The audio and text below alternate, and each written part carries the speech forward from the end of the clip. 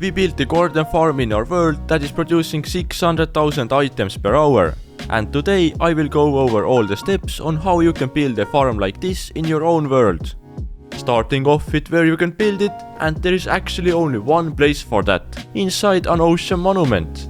To see where the gardens exactly spawn, I can use a mod which shows me a box around the area. Of course, they also need water to be able to spawn. The only thing I would recommend when choosing an ocean monument is to pick one with the most flat area around it. Otherwise, you might need to remove some land later on. Next up is the AFK spot for this farm. This is a very crucial part, but thankfully ocean monuments always generate on the same height, and the Y level for this is exactly 163 when standing on it. Just press F3 and check for this number here. And of course, it has to be above the middle of the ocean monument. Before we can start training this ocean monument, we need to build some walls around it. Starting with a wall around the whole thing. The radius of this has to be at least 84 blocks. There are a lot of circle generators that will help you build this, and I will leave one linked below. It's easiest to build the wall when using sand, since it just drops down to the bottom. You could use some other blocks like glass, which will make your garden farm look a lot cooler. Building with glass around the farm took me 2 hours to build. To double check if you have done everything right, you can use a mod called Mini-HUD and then turn on your despawn spear. I will leave a tutorial link on how to use Mini-HUD to see your despawn spear in the description below. As you can see, the spear goes right next to the wall, and that's exactly what we wanted. Then dive deep into the water and remove all the kelp you see in here. Now we can get to draining all of this water. For that you need quite a few sponges and a lot of sand. There are also 2 redstone machines that can help you a lot while draining. This small machine with pistons will push sand, and using that you can build sand walls quicker than ever before. But the other machine here is a water drainer, designed by El Manga. When turning it on, you can see how it goes down and removes water along the way. This redstone machine is your best friend when removing water. It can save a lot of time. But when using this, you have to have walls on both ends. Otherwise, the water will not get removed and starts regenerating. But going back to draining the water, start by removing water from the monument itself. That way you can get rid of the guardians. And don't just clear the water from the outside, also remove it from all the rooms inside the monument. When you leave a 5 block gap between the sand walls, it's pretty easy to remove all the water with sponges.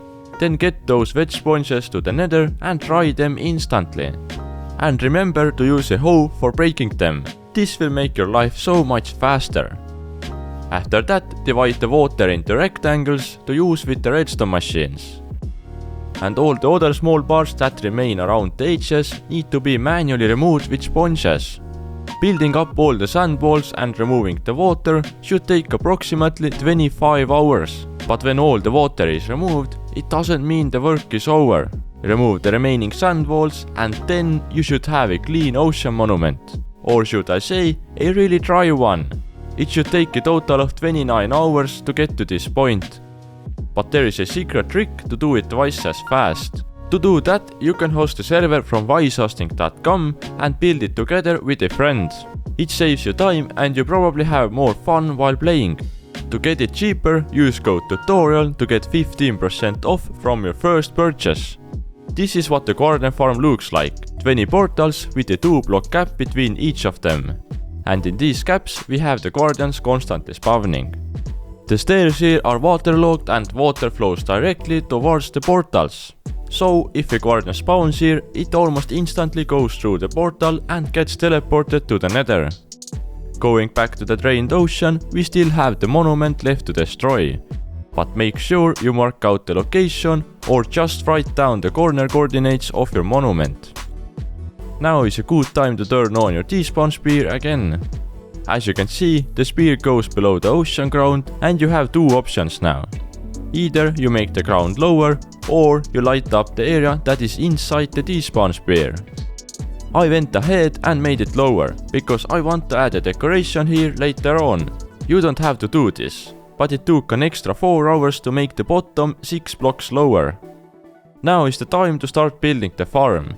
And spoiler/warning, but it takes more time to build than you could have ever thought. I recommend starting your build by making the bottom part. Remember to check the corner coordinates so you build it right where the monument used to be.